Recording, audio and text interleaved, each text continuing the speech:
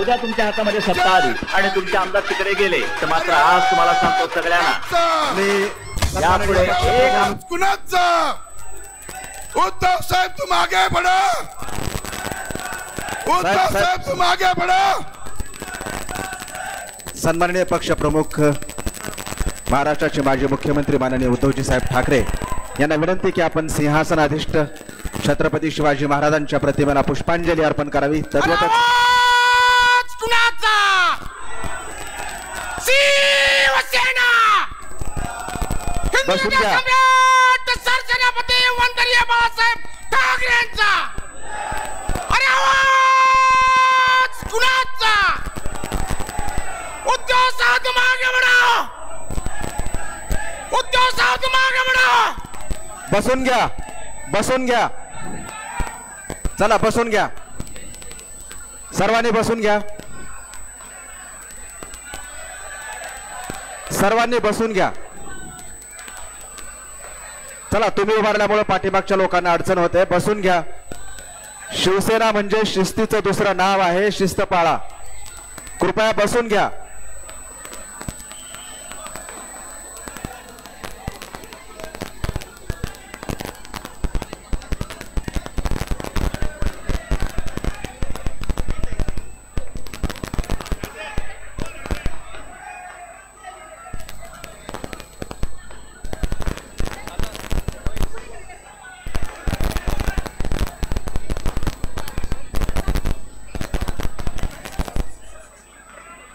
कृपया बसून घ्या आपण सर्वजण, तुम्ही बसल्याशिवाय कार्यक्रमाला आरंभ होणार नाही।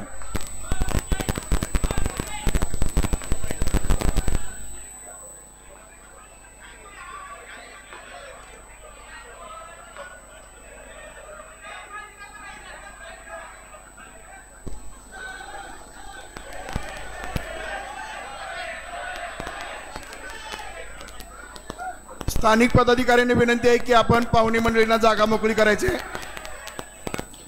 आपल्या शिवसेनेच्या सर्व स्थानिक पदाधिकाऱ्यांना विनंती आहे की आपल्याकडे पाहुणे आलेले आहेत, त्या पाहुण्यांसाठी आपण त्यांना जागा मोकळी करून द्यायची आहे।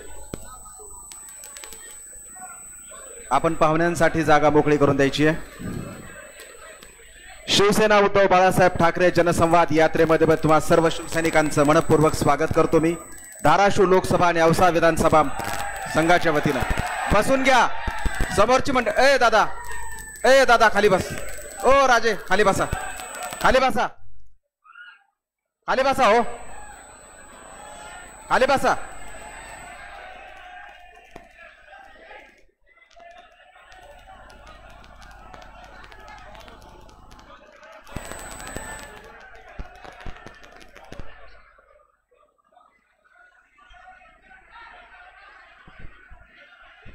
शांत बसा, शांत जागा मिळेल तिथं बसून घ्या, शांत बसून घ्या। मी सन्माननीय उद्धवजी साहेब ठाकरे, सन्माननीय संजयजी राऊत साहेब, सन्माननीय नार्वेकरजी साहेब, सन्माननीय सुषमाताई अंधारेजी, ओमदादा राजेनिंबाळकर या सर्वांना विनंती करतो की आपण सर्वांनी महात्माजी बसवेश्वर, भारतरत्न बोधिसत्व प्रज्ञासूर डॉक्टर बाबासाहेब आंबेडकर झालं का, आपल्या सर्वांच्या वतीने या ठिकाणी साहेबांचं स्वागत होत आहे आणि एकच स्वागत होतोय। आपण सर्वांच्या वतीने एकच स्वागत करतो। जय भवानी, जय भवानी। अरे आवाज कुणाचा? अरे आवाज कुणाचा? उद्धव साहेब तुम आगे बढ़ो, उद्धव साहेब तुम आगे बढ़ो। हिंदू हृदय सम्राट शिवसेना प्रमुख बाळासाहेब ठाकरे यांचा जय जय जय जय जय भवानी।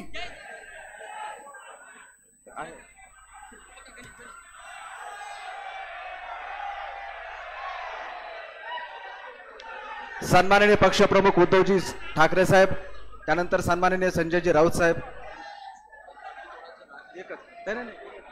फक्त एकच स्वागत आहे आपल्या सर्वांच्या वतीने, एकच स्वागत होणार आहे, बाकी कोणीही स्वागत करणार नाही।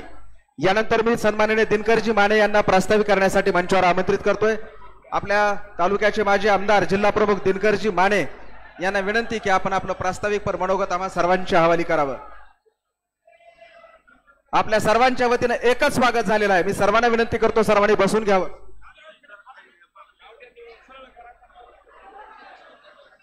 सर्वांनी विनंती आहे जागेवर बसून घ्या.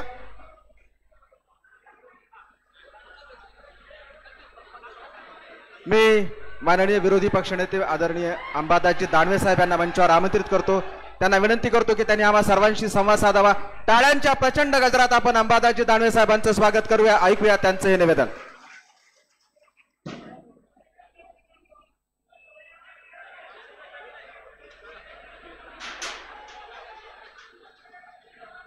ओम दादा.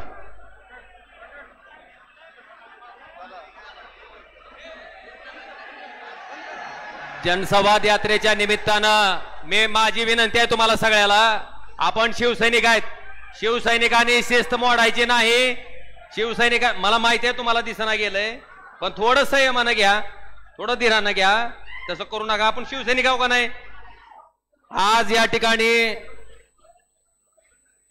जनसंवाद यात्रेच्या निमित्तानं ज्यांची आपण सगळेजण अतिशय आतुरतेनं वाट बघत होतो आणि कोरोनामध्ये माणसातला जीव आपण ज्यांच्याकडे बघितला असे पक्षप्रमुख सन्माननीय उद्धवजी ठाकरे साहेब या ठिकाणी मंचावर उपस्थित असलेले शिवसेना नेते सन्माननीय संजयजी राऊत साहेब, विधान परिषदचे विरोधी पक्ष नेते अंबादासजी दानवे साहेब, शिवसेना सचिव सन्माननीय मिलिंदजी नार्वेकर, माजी आमदार तथा जिल्हा प्रमुख दिनकररावजी माने साहेब, बालाजी रेड्डी जिल्हा प्रमुख, व्यासपीठावरील सगळे मान्यवर, आदरणीय व्यासपीठ साहेब, आज आपल्या माध्यमातून जो विश्वास आपण 2019ला माझ्यावर दाखवला त्या विश्वासाला कुठेही तडा न जाऊ देता, या जनतेच्या विश्वासाला कुठेही तडा न जाऊ देता साहेब, या खोकापेटीच्या राजकारणामध्ये त्या ठिकाणी जे संस्कार आपण आम्हाला दिले त्या संस्काराचं तंतोतंत पालन करत साहेब आम्ही ही जनता आणि आम्ही खंबीरपणे साहेब आपल्या पाठीमागे त्या ठिकाणी उभे आहेत. आज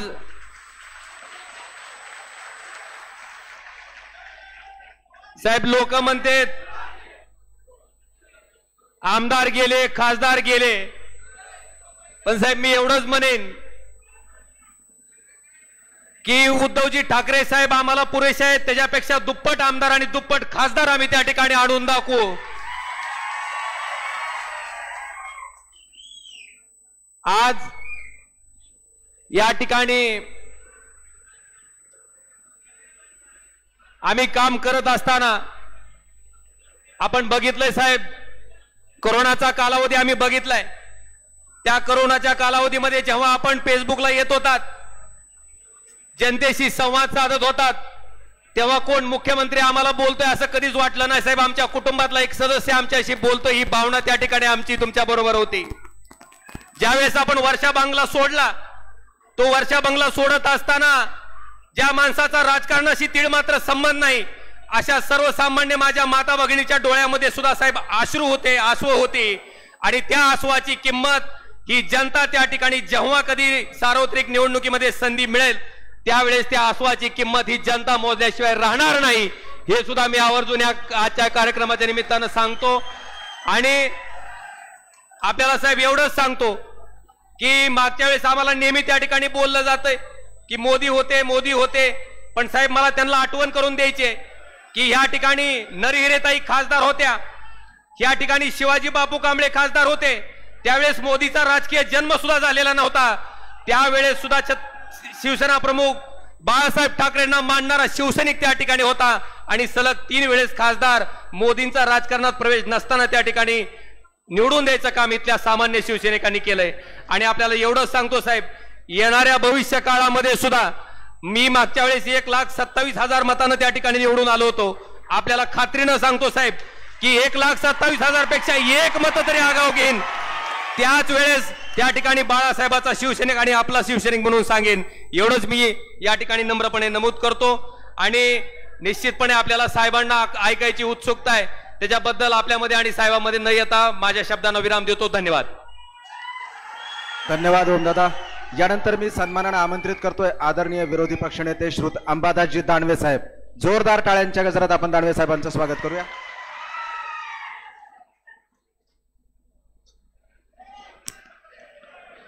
महाराष्ट्राची कुलस्वामिनी आई तुळजाभवानी, सह्याद्रीचा जाणता राजा छत्रपती शिवराय, हिंदू हृदय सम्राट शिवसेना प्रमुख श्रीमान बाळासाहेब ठाकरे यांना मानवंदना। आजच्या जनसंवाद दौऱ्याच्या निमित्तानं आपल्याला मार्गदर्शन करण्यासाठी उपस्थित असलेले शिवसेना पक्ष प्रमुख माननीय उद्धवजी ठाकरे साहेब, शिवसेना नेते माननीय संजयजी राऊत साहेब, ओमदादा, सुषमाताई, कैलाश पाटील, रोहिदास चव्हाण, उपस्थित सर्व माता भगिनी आणि बांधवांनो, हा जनसंवाद दौरा अख्ख्या महाराष्ट्रात चांद्यापासून तर बांद्यापर्यंत माननीय उद्धवजी ठाकरे साहेबांचा चालू आहे। आणि चांदा असेल किंवा बांदा असेल तिथं शिवसेनेची हीच लाट आलेली, येणाऱ्या लोकसभा निवडणुकीत ही लाट दिल्लीवर भगवा फडकवल्याशिवाय राहणार नाही। बरेच जण आले परवाच्या दिवशी संभाजीनगरात, काही लोक येऊन भारतीय जनता पार्टीचे नेते येऊन गेले, गप्पा मारून गेले, परंतु आपली ही फक्त तालुक्याची सभा आहे। मराठवाड्याच्या सभेला सुद्धा एवढे लोक नव्हते, एवढे लोक आपल्यासाठी या उद्धवजी ठाकरे साहेबांच्या नेतृत्वासाठी उपस्थित आहेत। कारण मी महाराष्ट्रात उद्धवजी ठाकरे साहेबांसोबत फिरत असताना एक लाट शिवसेनेची आणि उद्धवजी ठाकरे साहेबांची या महाराष्ट्रात आलेली आहे। आणि या महाराष्ट्रात जे कोणी गद्दार लोक आहे ना, यांना भस्मसात केल्याशिवाय ही लाट राहणार नाही सब।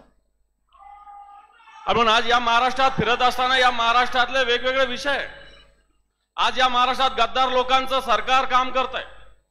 या महाराष्ट्रामध्ये वेगळ्या प्रकारे कृपा केली, महाराष्ट्राला एवढे कोटी रुपये दिल्याची घोषणा परवाच्या सभेत होती, परंतु या महाराष्ट्रातल्या शेतकऱ्याला मागच्या 1.5-2 वर्षाच्या काळात काय मिळालं हा प्रश्न महाराष्ट्रातील शेतकरी या सरकारला विचारत आहे। या तालुक्यात सुद्धा एक आमदार आहे साहेब, हे फडणवीस साहेबांचे बहुधा पीए होते आणि आता आमदार झालेले तिथं, आणि असताना अनेक घोषणा केल्या, अनेक विषय केले, आणि यांनी सांगितलं की जे मातीचे रस्ते ना याचा जनक मी आहे म्हणे। पण मला चांगलं आठवतं की पानंद रस्त्याची योजना, जी मातोश्री पानंद रस्त्याची योजना नावाने आपण केली आणि त्याला मान्यता मुख्यमंत्री आपण असताना रोजगार हमीच्या मार्फत दिलेली, ही मला चांगल्या पद्धतीने आठवते। आणि मग कोणाचंही पोरग झालं तर ते आपलंच झालं म्हणायचं, याला काय अर्थ आहे का? त्याला दम लागतो, आणि तो दोन उद्धवजी ठाकरे साहेबांनी पानंद रस्त्याच्या माध्यमातून दाखवलेला आहे। आता प्रशासकीय मान्यता तर बऱ्याच मिळाल्या, परंतु एकही अशा पद्धतीनं रस्ता या ठिकाणी होत नाही। या तालुक्यात जे कोणी नेतृत्व सध्या करतात फार जवळचे असं म्हणतात, पण हा औसा विधानसभा मतदारसंघ अजूनही विकासाच्या दृष्टीने पाहायला गेलं तर अतिशय मागे राहिलेला आहे। या भागामध्ये अजून रुग्णालयाचा प्रश्न आहे, या भागामध्ये रस्त्याचा प्रश्न आहे, या भागामध्ये उड्डाणपुलाचा प्रश्न आहे, या भागामध्ये फक्त गुत्तेदार मोठ्या प्रमाणावर होतात, या भागामध्ये टेंभी प्रकल्प रेंगाळलेला आहे, शेतकऱ्याच्या जमिनी तर घेतल्या पण तो शेतकऱ्याला भिकेले लावलेला आहे, आणि म्हणून हा टेंभी प्रकल्प सुद्धा झाला पाहिजे। ज्यावेळेस या महाराष्ट्रात उद्धवजी ठाकरे साहेबांचं सरकार येईल त्यावेळेस हा टेंभी प्रकल्प सुद्धा झाल्याशिवाय राहणार नाही, हे मी तुम्हाला सांगतो। आज या सगळ्या ठिकाणी वेळेला सोयाबीन उत्पादक हा भाग मोठ्या प्रमाणावर आहे। आपलं सरकार असताना सोयाबीन संशोधन केंद्र इथं व्हावं म्हणून आपले संतोष सोमवंशी त्यावेळेचे जिल्हा प्रमुख यांनी मागणी केली होती, आपण तशी मान्यता सुद्धा दिली होती। आज हा सोयाबीन संशोधनाचा प्रकल्प परळीला नेण्याचा प्रयत्न होतोय। खऱ्या अर्थानं सोयाबीन आपल्याकडे जास्त पिकत असताना याचं संशोधन तिकडं होतंय, पण या सोयाबीनची स्थिती काय, या प्रकारे कापसाची स्थिती काय, ही जर स्थिती बघितली तर आज या सोयाबीनाला सुद्धा जर बघायला गेलं तर निर्यात शुल्क आणि आयात शुल्कामध्ये कमालीच्या पद्धतीनं बेफामपणा हे सरकार करत आहे। या सरकार मोदी सरकार आल्यानंतर शेतकऱ्याचं भलं होईल म्हटलं जात होतं, परंतु आज 4 पट आपल्या पद्धतीनं आयात वाढलेली आहे, निर्यातीवर बंदी आहे, कांद्याच्या निर्यातीवर बंदी आहे, कापसाची निर्यात झाली पाहिजे तर कापूस आयात केला जातो, आणि शेतकऱ्याचं धोरण ज्या पद्धतीनं धरसोड धोरण ठेवलं जातंय। आज कापसाचा भाव काय, कापसाचा भाव, कापसाचा भाव काय 5-5.5 हजार कापसाचा भाव आहे। उद्धवजी ठाकरे साहेब मुख्यमंत्री होते, 10,000-11,000 रुपये पण कापसाचा भाव गेला होता। पंतप्रधान सन्मान योजनेच्या माध्यमातून 6,000 रुपये देण्याची सरकार घोषणा करतं, 6,000 रुपये देतं, पण आपल्याला हे लक्षात येत नाही की 6,000 रुपये आपल्या खिशातून कधी काढले जातात। जो कापूस 11,000 12,000 रुपयाला होता आज तो 5,000 5,500 चाललेला आहे आणि एका क्विंटल मध्येच आपल्या खिशातून 6,000 6,500 रुपये काढून घेतले जातात.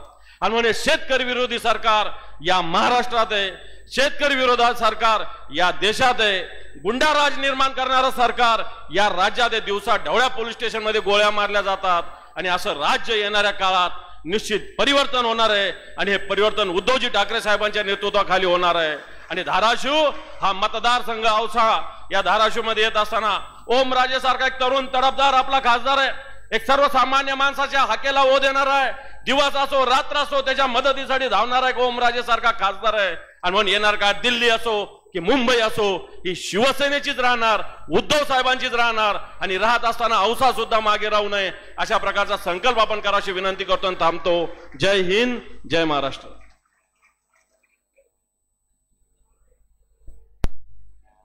धन्यवाद दानवे साहेब. आता आपण ओमदादांचा उल्लेख केला. मी आदरणीय उद्धव साहेबांना आणि राऊत साहेबांना सांगू इच्छितो की आमच्या ओमदादांना रात्री 12, 1, 2, 2:30, 3, 4 वाजताही फोन येतात आणि ते फोन उचलतात म्हणून इतर खासदार त्यांच्यावर नाराज असतात की तुम्ही फोन उचलता, तुम्ही काम करता, त्रास आम्हाला होतो, लोक आमच्याकडून अशा अपेक्षा करतात.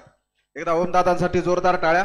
आणखी एक साहेब सांगतो, औसा हा तुमचा आपल्या शिवसेनेचा गड, पण युती धर्म पाळताना तुम्ही हा गड देण्याचं औदार्य दाखवलं. मी यानंतर त्या व्यक्तीला इथं आमंत्रित करतो ज्यांना कुठल्याही नावाची कुठल्याही ओळखीची गरज नाही, फक्त एवढंच म्हणतो, आदरणीय संजय राऊत साहेब.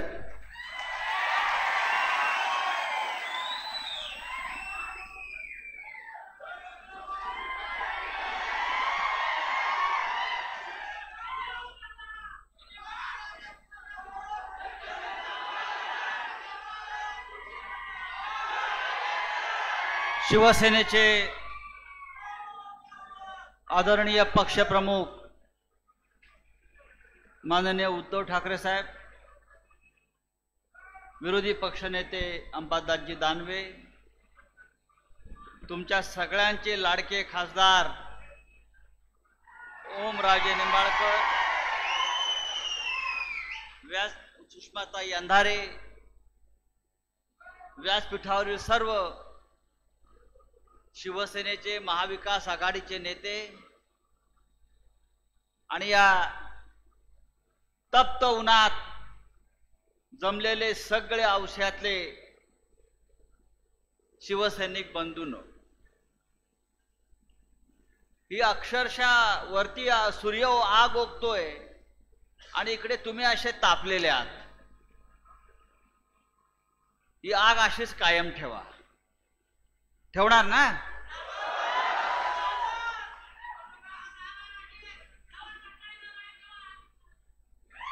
आपण सगळे पण शिवसेना कोणाची? मग त्या गद्दारांचं काय करणार?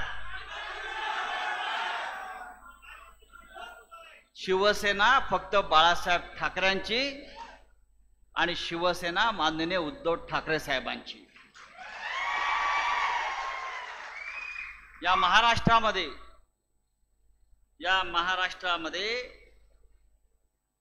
ज्या पद्धतीचं राजकारण गेल्या दीड वर्षात झालेलं आहे,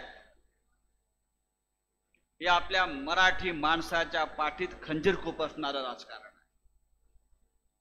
आपल्याला याचा बदला घ्यायचा आहे. आज उद्धवजी लातूरला आले, औशाला पोचले, पुढे जातील, पण गेल्या अनेक महिन्यापासून महाराष्ट्रात फिरतायत, गावागावात जातायत आणि लोक अक्षरशः रस्त्यावर येऊन त्यांचं स्वागत करतायत, जय जयकार करतायत आणि लोक वाट पाहतायत की ज्याने शिवसेनेचे तुकडे करण्याचा प्रयत्न केला त्यांना याच मातीत त्या गद्दारांना कसं गाडता येईल. लोक फक्त त्या दिवसाची वाट पाहत आहेत. काय भारतीय जनता पक्ष? कोण फडणवीस?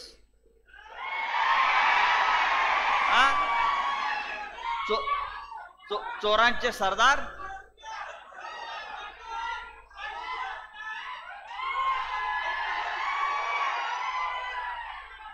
चोरांचे सरदार आहेत की नाहीत? या चोरांच्या सरदाराला आपल्याला आता तुरुंगात पाठवायचं आहे. हा इकडला आमदार पीए होता त्यांचा म्हणतात.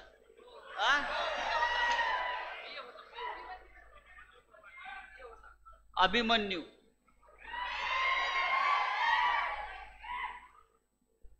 हा सुद्धा त्या चोरातला सरदारापैकी एक मेंबर आहे. का काय केलं त्यांनी? मगाशी मी ऐकलं की एवढे प्रश्न या भागामध्ये आहेत. एवढ्या मोठ्या मुख्यमंत्र्याचा उपमुख्यमंत्र्याचा आपण पीए, आपण औषधासाठी लातूरसाठी काय केलं त्याचा हिशोब द्या. काही केलेला नाहीये. आणि आपल्याला जसं मगाशी अंबादास दानवे यांनी सांगितलं की उद्याची लोकसभा आपल्याला जिंकायची आहे, पुन्हा प्रचंड बहुमतानं जिंकूच. त्याचबरोबर औसा विधानसभेवर सुद्धा शिवसेनेचा भगवा झेंडा आपल्याला फडकवायचा. हे मोदी बिदी सगळं झूट आहे, लक्षात घ्या. ही मोदी गॅरंटी वगैरे सगळं झूट आहे. मोदी म्हणजे विश्वासघाताचं दुसरं नाव. गॅरंटी बिरंटी काही नाही, विश्वास नाही. ही गॅरंटी आपल्याला आता खतम करून टाकायची आहे. आता या महाराष्ट्रामध्ये एकच गॅरंटी आहे, उद्धव ठाकरे आणि शिवसेना. यापेक्षा वेगळी गॅरंटी नाही. आपल्याला विश्वास ठेवायचा आहे तो फक्त उद्धव ठाकरे साहेबांवर आणि त्यांनी दिलेल्या गॅरंटीवर की हा महाराष्ट्र आपल्याला पुढे घेऊन जायचा आहे, हा मराठवाडा आपल्याला पुढे घेऊन जायचा आहे, या शेतकऱ्यांचे प्रश्न आपल्याला सोडवायचे आहेत, या कष्टकऱ्यांना आपल्याला न्याय द्यायचा आहे. हीच उद्धव ठाकरे साहेबांची गॅरंटी आहे, ही शिवसेनेची गॅरंटी आहे. आणि मला खात्री आहे आपण ज्या उत्साहाने इथे थांबलेला आहात, बसलेले आहात आणि उद्धव ठाकरे यांचा जय जयकार करत आहात, आपल्याला माननीय बाळासाहेब ठाकरेंचे आशीर्वाद लाभल्याशिवाय राहणार नाही. आपण सगळे त्यांचे शिवसैनिक आहोत. एवढीच हीच निष्ठा आपण कायम ठेवा. हीच निष्ठा कायम ठेवा. आणि आपण पहा या महाराष्ट्रामध्ये काय चमत्कार होतोय तो. आणि इतकंच मी आपल्याला सांगतो. आणि आपल्याला सगळ्यांना उद्धवजींचं भाषण ऐकायचंय, ते ऐका. जय हिंद, जय महाराष्ट्र. धन्यवाद राऊत साहेब. या ठिकाणी आपला पक्ष सोडून गेलेली काही मंडळी पुन्हा पक्षात वापस येऊ इच्छित आहेत. आणि त्यानंतर घ्यायचं. चला, आपले महाराष्ट्राचे खरेखुरे पालक आदरणीय उद्धवजी साहेब ठाकरे.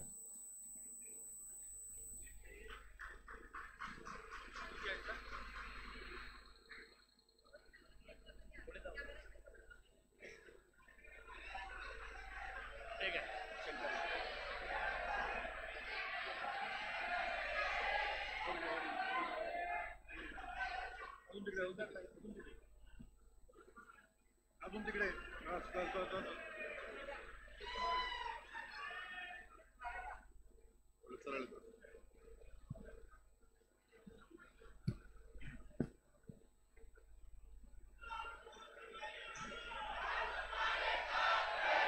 जमलेल्या माझ्या तमाम हिंदू बांधवांनो, भगिनींनो आणि मातांनो,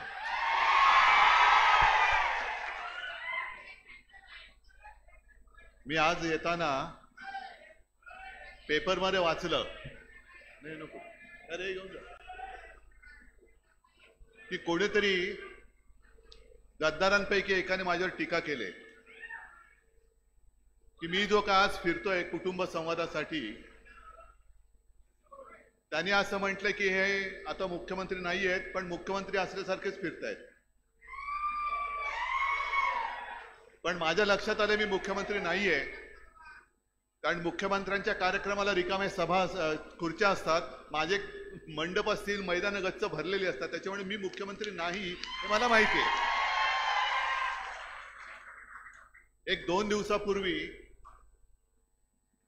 मी मावळमध्ये होतो, रायगड, आणि संध्याकाळची सभा होती उरणची. अक्षरशः थंडी वाजत होती आणि त्याच्यानंतर आज इथे आलो तर घामाच्या धारा फुटतायत. सांगण्याचा मुद्दा, तुम्ही म्हणाल हे आम्हाला काय सांगताय कौतुक, तर थंडीमध्ये सुद्धा गच्च गर्दी, मैदान गच्च भरलेलं, आणि आज या लाई लाई करणाऱ्या गरमीमध्ये सुद्धा तुम्ही तसेच बसलेला आहात. म्हणजे थोडक्यात काय, की संपूर्ण महाराष्ट्र आता चवताळलेला आहे, वाट बघतोय निवडणुका कधी येत आहेत. आज मी या 2 दिवसाच्या माझ्या कुटुंब संवादाची सुरुवात करताना पहिल्या प्रथम ओमराजे आणि कैलास, साहजिकच आहे तुम्ही सगळे आहातच, यांचं कौतुक करतो. कारण यांना सुद्धा लालूच दाखवली नसेल असं नाही, कैलासला तर नेलाच होता उचलून. पण पहिल्यांदा मला ज्यांनी कोणी सांगितलं की हा सगळा असा कट होतोय आणि आम्हाला जवळपास पळवून नेत आहेत, ते कैलासनी सांगितलं. आणि एकटा तिकडनं गाडीतनं उतरून हा परत आला. याला म्हणतात शिवसेनेचा वाद. असंच मी आता ही लहान माझ्यासमोर ही लहान मुलं आहेत म्हणून मी त्यांना हक्काने अरे तुरे म्हणतोय, ओमराजे तुम्हाला पण कैलास तुला पण. आणि आमदार आहेत, खासदार आहेत, मोठी माणसं आहेत बाबा. आणि हल्ली आमदार खासदाराबद्दल काही बोलायची माझी तरी हिंमत नाही. पण तसं नाही, मी आमदार खासदार नाही समजत, हे माझी हक्काची माणसं आहेत. आणि संपूर्ण राज्यामध्ये आता ते भाजपच्या लक्षात आलंय की शिवसेना, त्यांना वाटलं होतं की इतर पक्षांसारखं शिवसेना फोडली, आमदार खासदार फोडले म्हणजे शिवसेना संपेल. नाही, शिवसेना तशी नाही संपणार. शिवसेना भाजपला संपवून गाडून मूठ माती देऊन पुढे जाईल, पण शिवसेना संपणार नाही. काल परवाकडे अमित शहा आले होते, देशाचे गृहमंत्री. मणिपूर पेटले, तिकडे जायची हिंमत नाही, तिकडे शेपूट घालतायत. आणि महाराष्ट्रात फणा काढतात नागोबा. काश्मीरमध्ये जायची हिंमत नाही, तिकडे शेपूट. अरुणाचलमध्ये चीन घुसते, तिकडे शेपूट. आणि असा शेपूट घाल्या गृहमंत्री महाराष्ट्रात येऊन आमच्यावरती फणा काढून गेला.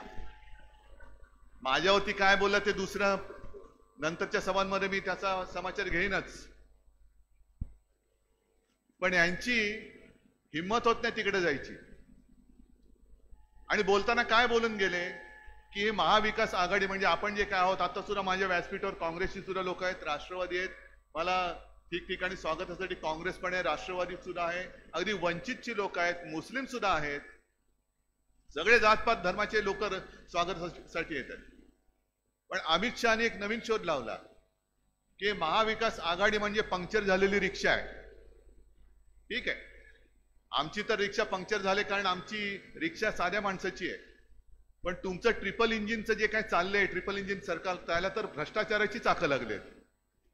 सगळे भ्रष्टाचारी ते तो का मिळवावा, भाजपा धर्म वाढवावा, असं अमित शहाचं आणि मोदींचं चाललेलं आहे. आणि ओमराजे तुम्ही जे बोललात, त्यांनी आपल्यावरती आरोप केला होता की तुम्ही मोदींचे फोटो लावून जिंकलात. आणि मग ओमराजे तुम्ही चांगली आठवण करून दिली, ज्या वेळेला मोदी नाव कोणाला माहिती नव्हतं तेव्हाही आम्ही धाराशिव जिंकत होतो. मोदी होते म्हणून तुम्ही. मग मी असं जर म्हटलं की शिवसेना प्रमुख होते म्हणून मोदी तुम्हाला दिसत आहेत, आम्हाला काय सांगते मोदींचं कौतुक. आम्हाला आमचे शिवसेना प्रमुख आणि माझे त्यांनी मला सोबत तुम्ही दिलेले कट्टर सगळे जीवाला जीव देणारे मावळे जे आहेत ते पुरेसे आहेत. पण अटल बिहारी वाजपेयी जेव्हा मोदींना कचऱ्याच्या टोपलीत टाकायला निघाले होते तेव्हा संपूर्ण देशात एकमेव हिंदू हृदय सम्राट शिवसेना प्रमुखांनी मोदींना वाचवलं नसतं तर मोदीच दिसले नसते. अशा माणसांनी जो पक्ष स्थापन केला त्या पक्षाच्या शिवसैनिकाला जिंकण्यासाठी मोदींची गरज लागेल असं तुम्हाला वाटतंय? उलटा आता त्यांच्या लक्षात आले भाजपला की महाराष्ट्रामध्ये मोदींचं राहणं चालूच शकत नाही, खोटा सिक्का आहे. आणि म्हणून त्यांनी शिवसेना चोरली, फोडली आणि बाळासाहेबांचे फोटो लावत आहे. मी तर उघड दर सभेत आव्हान देतो, त्या मिंदेला पण देतो आणि भाजपना देतोय, अरे माझे वडील चोरण्यापेक्षा हिंमत असेल तर स्वतःचे वडील आहेत ना, त्यांचे फोटो लावा आणि मतं मिळवा ना. का स्वतःच्या वडिलांवरती आत्मविश्वास नाही एवढा की हे काही देऊ शकतील? मी राजकारणात बोलतोय, राजकारणाबद्दल बोलतोय. तुम्हाला जर का लोक बाहेरून चोरून घ्यावी लागतायत, नेते चोरून घ्यावे लागतायत, आदर्श जे आमचे हिंदू हृदय सम्राट देशात एकच, त्यांची बरोबरी करण्याचा यांनी प्रयत्न केला पण होऊ शकत नाही, कोणी मानायलाच नाही त्यांना हिंदू हृदय सम्राट. या अशा भाडोत्री पक्षाला काय एक अवदसा सुचणे मला कळत नाही. मी प्रत्येक सभेमध्ये जे सांगतो की यांचं हिंदुत्व आणि आमचं हिंदुत्व वेगळं आहे आणि आपली सुद्धा फसगत झाली. गेल्या वेळेला मला कल्पना आहे की इथे लोकसभेची जेव्हा सुरुवात झाली तेव्हा लातूरमध्येच पहिली सभा झाली होती, बरोबर आहे ना. मोदीजी आले होते, मला बोलवलं होतं, मान पान सन्मान, आणि मग मोदीजीने माझा उल्लेख केला होता, मेरे छोटे भाई. आता त्यांनी नवीन सुरू केलंय, ये किती इतके करोड लोक, यही मेरा परिवार आहे. आनंदाची गोष्ट आहे. आता तरी निवडणुकीपुरतं तरी तुम्हाला कळलं की परिवार आहे. पण मी मुख्यमंत्री असताना मी घोषवाक्य दिलं होतं कोरोनापासून वाचण्यासाठी, माझे कुटुंब माझी जबाबदारी, बरोबर ना.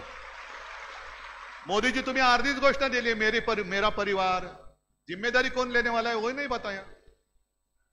माझे कुटुंब, पण तुमच्या कुटुंबाची जबाबदारी घेणार कोण.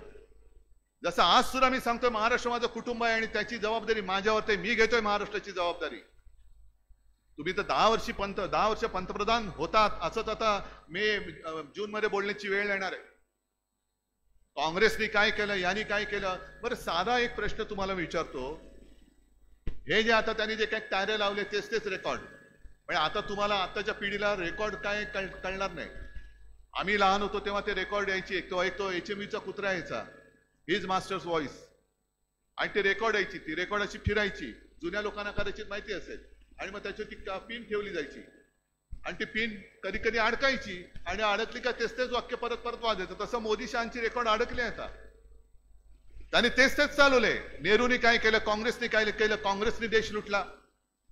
मग मी तुम्हाला विचारतोय आणि सगळ्या सभेत जर मी विसरलो नाही तर प्रश्न मुद्दामून विचारतो की आता सध्या त्या निवडणूक रोख्यांचा एक घोटाळा बाहेर आला. बरं, ती स्टेट बँक सुद्धा अशी आहे, जर शेतकऱ्यांनी कर्ज घेतलं असेल कुठल्या बँकेनी तर या बँका कशा मागे लागतात, तुमच्या जप्तीच्या नोटिसा लावतात, घरदार सगळं गहाण घेतात, टाकून घेतात, जमीन लिहून घेतात, पत्नीचे दागिने, बैलजोडी काय असेल नसेल ते सगळं. आणि दुर्दैवाने जर का नैसर्गिक आपत्ती आली आणि कर्ज परतफेड करू शकले नाही तर त्याच्या घरावरती जप्तीची नोटीस लावतात. आणि मग जगायचं कसं, गावात माझं काय राहिलं, आता मी तोंड कसं दाखवायचं, म्हणून शेतकरी आत्महत्या करतो. म्हणजे एवढा रेकॉर्ड तुमच्याकडे असतो. साध्या माणसांचे हजारो लाखो शेतकऱ्यांचे रेकॉर्ड तुमच्याकडे आहेत. वेळेवरती तुमच्या नोटिसा जातात त्याच्या घरावरती जप्तीसाठी. पण निवडणूक रोख्यांमधनं हजारो कोटी रुपये जे भाजपने जमवले, सुप्रीम कोर्टाने जे सांगितलं की किती आज काल 1-2 दिवसामध्ये आता असेल, मुदत संपत आली असेल, की तुम्ही तो तपशील द्या. स्टेट बँकेने निर्लज्जपणाने सांगितलं की आम्हाला तपशील गोळा करायला वेळ लागेल, आम्हाला 3 महिन्याची मुदत वाढून द्या. माझ्या शेतकऱ्याला कर्ज परतफेडीसाठी देता मुदत. मग ते जसे रेकॉर्ड ठेवतात तसे ह्या चोरांचे रेकॉर्ड तुमच्याकडे का नाही आहेत. पण कर्ज रोख्यांच्या माध्यमातून, कर्ज रोखे नाही, निवडणूक रोख्यांच्या माध्यमातून भारतीय जनता पक्षाच्या तिजोरीत किती पैसे आले माहिती आहे तुम्हाला? 6 का 7 हजार कोटी, बरोबर आहे ना. आणि काँग्रेसच्या तिजोरीत किती आले? 600 का 700 कोटी. मग भाजपच्या तिजोरीत 7-8 हजार कोटी आणि काँग्रेसच्या तिजोरीत 700-800 कोटी. देशाला लुटलं कोणी, तुम्ही सांगा. भाजपने लुटलं की काँग्रेसने लुटलं? बरं, काँग्रेसने ते सांगतात 60-65 वर्ष काँग्रेसने देशाला लुटलं आणि काँग्रेसने जे काही केलं नाही 60 वर्षात ते आम्ही करून दाखवलं, बरोबर आहे. कारण काँग्रेसने 60-65 वर्षात 700-800 कोटी जमवले. तुम्ही 2-5 वर्षामध्ये 6000 कोटी जमवले. जे काँग्रेसने नाही केलं ते तुम्ही करून दाखवलं. पण ही सगळी, मी काय होतं काही वेळेला राग अनावर होतो, कारण जे चाललंय, हा माझा महाराष्ट्र आहे, माझा महाराष्ट्र आहे, आपल्या सगळ्यांचा महाराष्ट्र आहे. या महाराष्ट्र हे गुजरातमधनं चालवत आहे. आज सुद्धा शेतकऱ्यांच्या त्यांच्या मालाला काय भाव नाही, हमी भाव नाही, मुलाला नोकरी मिळत नाही, शेतकऱ्यांची लग्न अडलेत, शहरामध्ये तरुण बेरोजगार आहेत. हे सगळे जे येतात, मोदी येतात, अमित शहा येतात आणि सांगतात आता आपल्याला सामर्थ्यवान भारतासाठी पुन्हा एकदा मोदी सरकार आणायचंय. 2047 साली आपला देश जगातला सगळ्यात बलवान देश असेल. बसा ओमला, 2047 सालला किती वर्ष आहेत? अहो 2047 साल तुम्ही तरी बघणार आहात का? कशाला सांगताय 2047 साल? आत्ता काय देतो ते बोल. आज रात्री माझ्या गरीबाच्या घरामध्ये 2 घास खायला अन्न नाही. 2047 घाल तुझ्या उरावरती, त्याच्या ताटात पहिले 2 घास आज दे. आता या आंबारस सांगत होते सोयाबीनला भाव नाही, कापसाला भाव नाही, याला भाव नाही, त्याला भाव नाही. गद्दारांना 50 खोके आणि शेतकऱ्याच्या हातामध्ये काय नाही.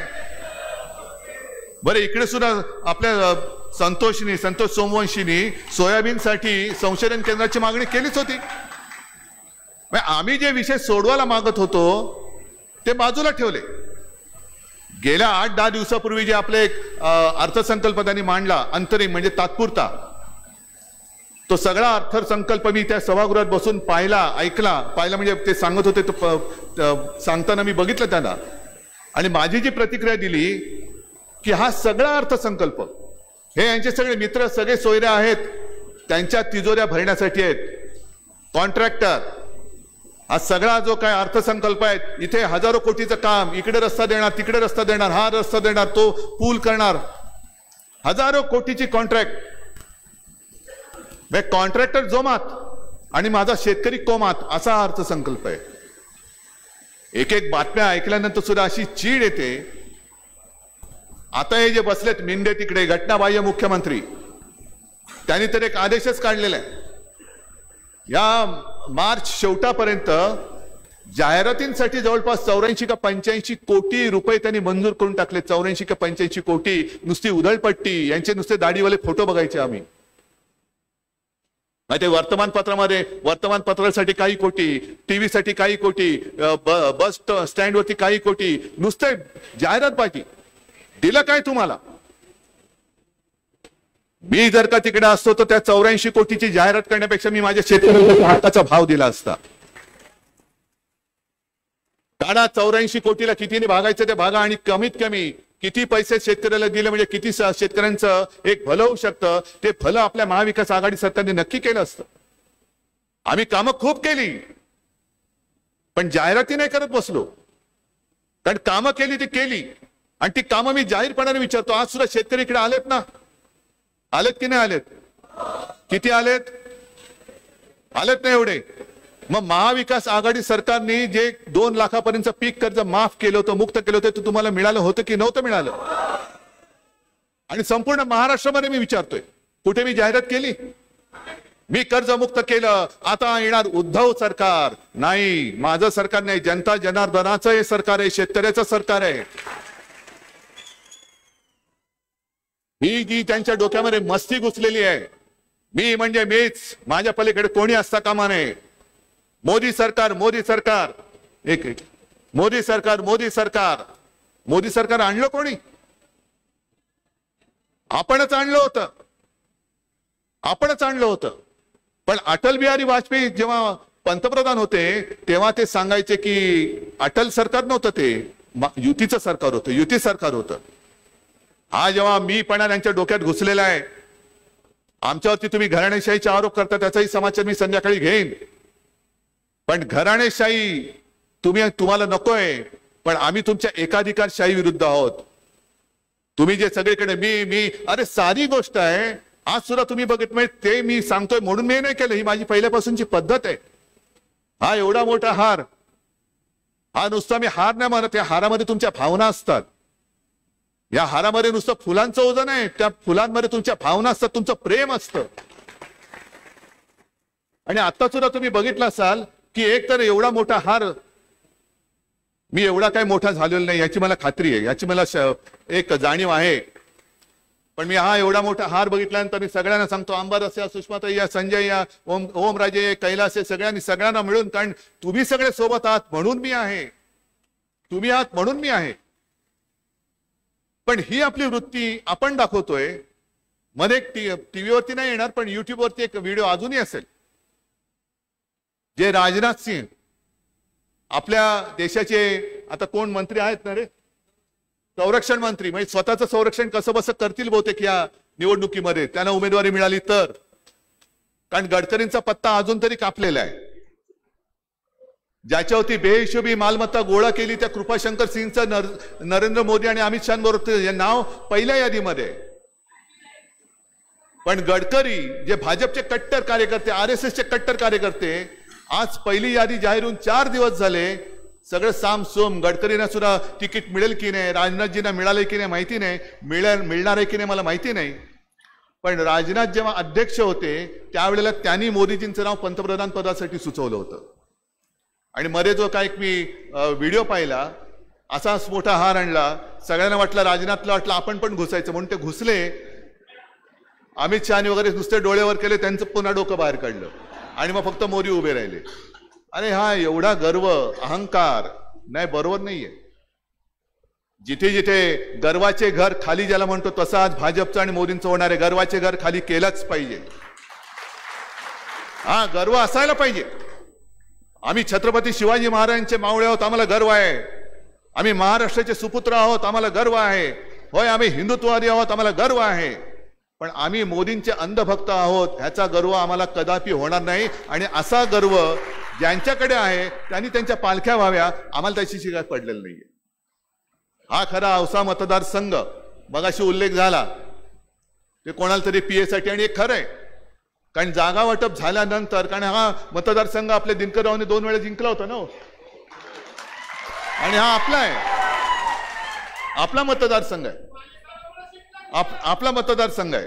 गेल्या वेळेला जागा वाटप झालं आणि फडणवीस स्वतः आले. उद्धवजी जरा काय म्हटलं, काय झालं नाही, तो कोण, तो काय, तो तुम्हाला माहिती आहे कोण, तो चक्रव्यूहात फसलाय, बरोबर ना. मग ह्याच्यासाठी म्हटलं कोण हा, नाही हा माझं PA. आणि म्हटलं PA ला मी कसं देऊ, माझं तिकडे माणूस आहे. नाही तुम्ही काही करा, काही करा, काही करा, काही करा. ठीक आहे, आपण थोडंसं एक माणुसकी जपणारी माणसं आहोत. तेव्हा मला काय माहिती होते पाठीकडनं वार करणार आहेत, आणि म्हणून मी त्यांना हो म्हटलं. पण आता नाही, आता पाडायचा. आता यावेळेला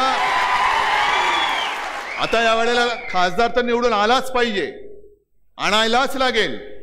आणि ओमराजे तुमचं मी खरंच कौतुक करतो, कारण तुम्ही नुसते इकडे जसं तुम्ही सांगितलं की रात्री किती वाजेपर्यंत काम करता, तो भाग एक झालाच. हा मतदारसंघासाठी, याच्यासाठी लोकांनी तुम्हाला निवडून दिलेला आहे. पण इथले प्रश्न, मग ते शेतकऱ्याचे असतील, समाजाचे असतील, तिथे लोकसभेत जाऊन मोदींसमोर बोलायला सुद्धा छाती लागते. ती या वाघाची छाती आहे.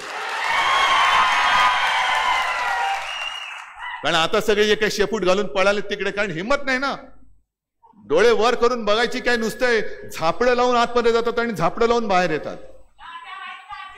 एकदम लाचार शिरोमणी आहेत.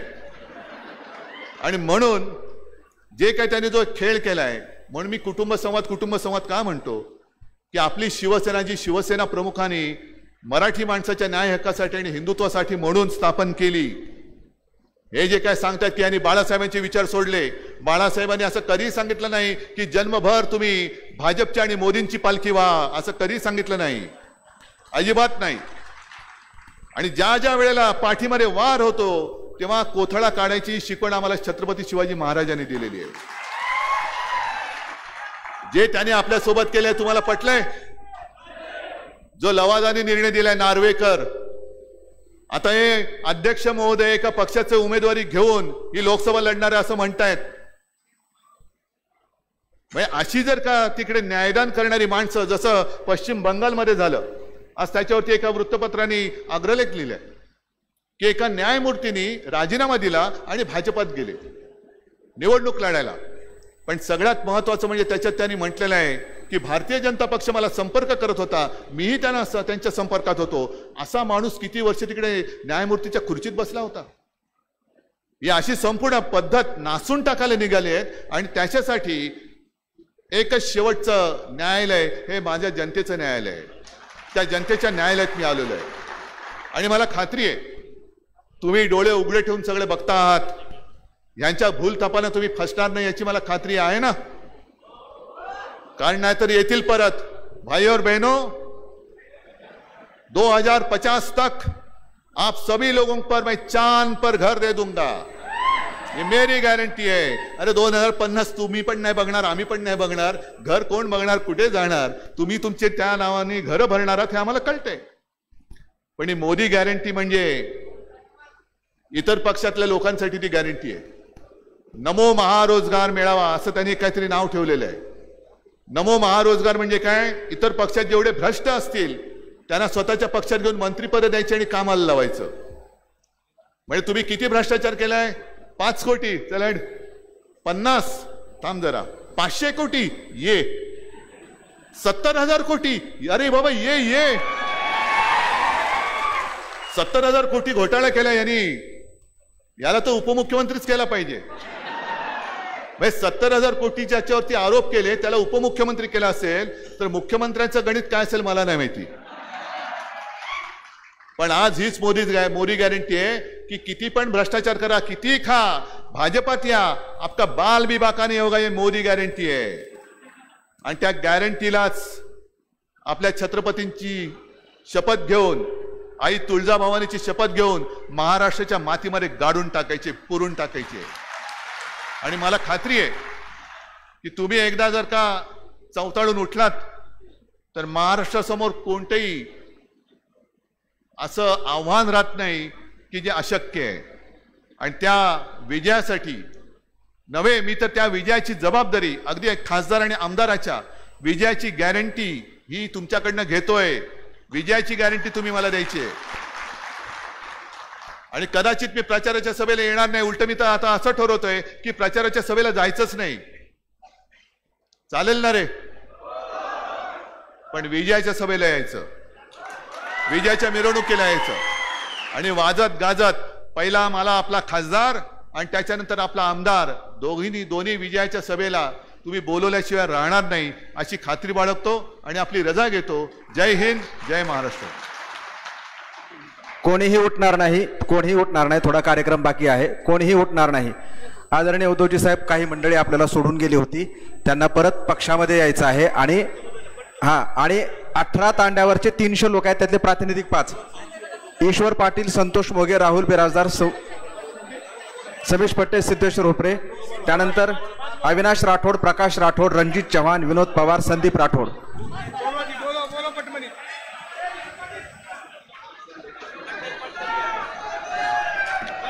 यानंतर आभार प्रदर्शन करण्यासाठी मी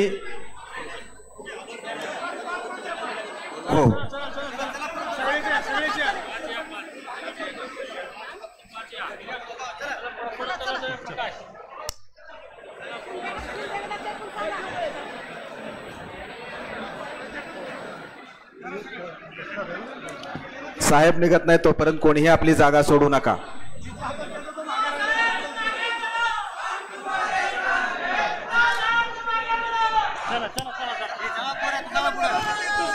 माननीय दिनकरजी माने साहेब, आपणास विनंती, आपण आभार प्रदर्शन करावं.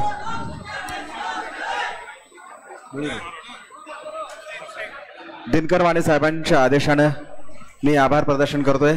आपण आलात, आजच्या या जनसंवाद यात्रेत सहभागी झालात, सन्माननीय आपले कुटुंब प्रमुख उद्धवजी साहेबांचं मनोगत ऐकलं, त्याबद्दल तुम्हा सर्वांचे मनपूर्वक आभार.